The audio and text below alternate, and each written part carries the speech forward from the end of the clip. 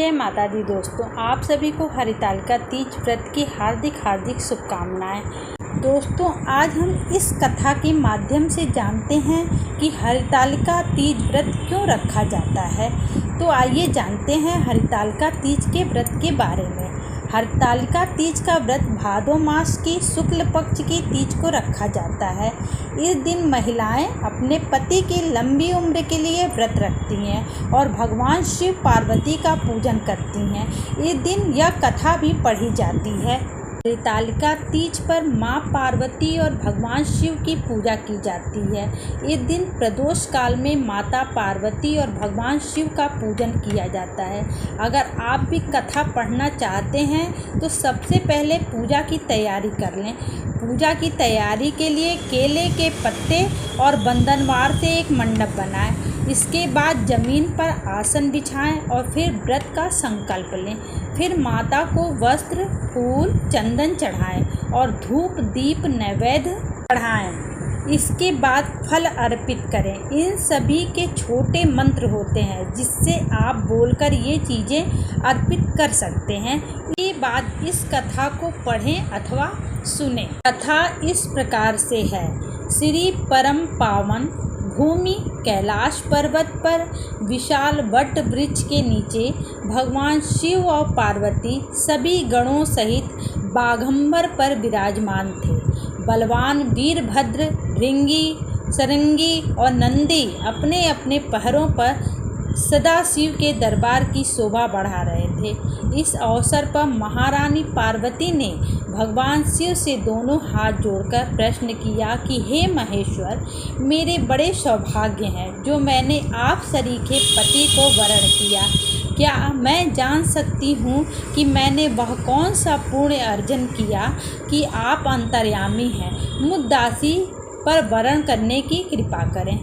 महारानी पार्वती की ऐसी प्रार्थना सुनने पर शंकर जी बोले, तुमने अति उत्तम पुण्य का संग्रह किया था जिससे मुझे प्राप्त किया। वह अति गुप्त व्रत है, लेकिन मैं तुम्हें बताता हूँ। यह व्रत भादो मास के शुक्ल पक्ष की तीज के नाम से प्रसिद्ध है। यह व्रत ऐसा है जैसे तारों में चंद्रमा, 9 ग्रहों में सूर्य, वर्णों में ब्राह्मण, देवताओं में गंगा, पुराणों में महाभारत, वेदों में शाम, इंद्रियों में मन होता है। इतना श्रेष्ठ ये व्रत है। उन्होंने बताया कि जो तीज हस्त नक्षत्र के दिन पड़े तो वह बहुत पुण्यदायक मानी जाती है। ऐसा सुनकर पार्वती जी ने कहा कि मैंने कब और कैसे तीज व्रत किया था, विस्तार से सुनने की इच्छा है। इतना सुनते ही शंकर जी बोले, भाग्यवान, उमा भारतवर्ष के उत्तर में हिमाचल श्रेष्ठ पर्वत है। उसके राजा हिमाचल हैं। वहीं तुम भाग्यवती रानी मैना से पैदा हुई थी। तुमने बाल्यकाल से ही मेरी आराधना करना शुरू कर दिया था। कुछ उम्र बढ़ने पर तुमने सखियों के साथ जाकर हिमालय की गुफाओं में पानी के लिए तप किया। तुमने गर्मी में बाहर चट्टानों में आसन लगाकर तप किया। बारिश में बाहर पानी में तप किया। सर्दी में पानी में खड़े होकर मेरे ध्यान में लगी रही। तुमने इस दौरान वायु सूंघी, पेड़ों के पत्ते खाए और तुम्हारा शरीर क्षीण हो गया। ऐसी हालत देखकर महाराज हिमाचल को बहुत चिंता हुई। वे तुम्हारे विवाह के लिए चिंता करने लगे। इसी मौके पर नारद देव आए। राजा ने उनका स्वागत किया और उनके आने का कारण पूछा। तब नारद जी ने कहा, राजन, मैं भगवान विष्णु की तरफ से आया हूँ। मैं चाहता हूँ कि आपकी सुंदर कन्या को योग्य वर प्राप्त हो। सो बैकुंठ निवासी भगवान विष्णु ने आपकी कन्या का वरण स्वीकार किया है। क्या आपको स्वीकार है? राजा हिमाचल ने कहा, महाराज, मेरा सौभाग्य है जो कि मेरी कन्या को विष्णु जी ने स्वीकार किया और मैं अवश्य ही उन्हें अपनी कन्या का भाग्यदान करूँगा। यह सुनिश्चित हो जाने पर नारद जी वैकुंठ चले गए और भगवान विष्णु से उनके विवाह का पूर्ण होना सुनाया। यह सुनकर तुम्हें बहुत दुख हुआ और तुम अपनी सखी के पास पहुंचकर विलाप करने लगी। तुम्हारा विलाप देखकर सखी ने तुम्हारी इच्छा जानकर कहा, देवी मैं तुम्हें ऐसी गुफा में तपस्या के लिए ले चलूँगी जहाँ महाराज हिमाचल भी न पहुँच सके। ऐसा कह उमा सहेली सहित हिमालय की गहन गुफा में विलीन हो गई। तब महाराज हिमाचल घबरा गए और पार्वती को ढूंढते हुए विलाप करने लगे।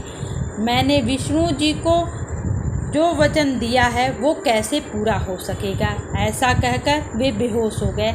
उस समय तुम अपनी सहेली के साथ ही गहन गुफा में पहुंच बिना अन्न और जल के मेरे व्रत को आरंभ करके नदी की बालों का लिंग बनाकर विविध फूलों से पूजन करने लगी। उस दिन भाद्र मास की तृतीया शुक्ल पक्ष हस्त नक्षत्र था। तुम्हारी पूजा के कारण मेरा सिंहासन हिल उठा और मैंने जाकर तुम्हें दर्शन दिए। वहाँ जाकर मैंने तुमसे कहा, हे देवी मैं तुम्हारे व्रत और पूजन से अति प्रसन्न हूँ। तुम मुझसे अपनी इच्छा का वर मांग सकती हो।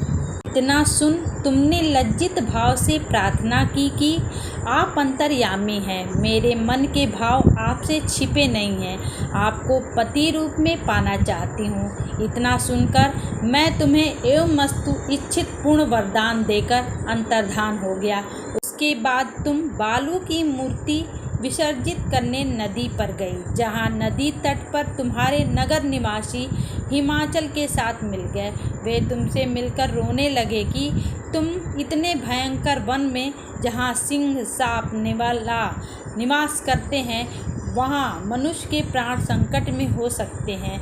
ऐसे पिता के घर जाने के निवेदन पर तुमने कहा कि पिताजी आपने मेरा विवाह भगवान विष्णु जी के साथ स्वीकार किया, इस कारण मैं वन में रहकर अपने प्राण त्याग दूंगी।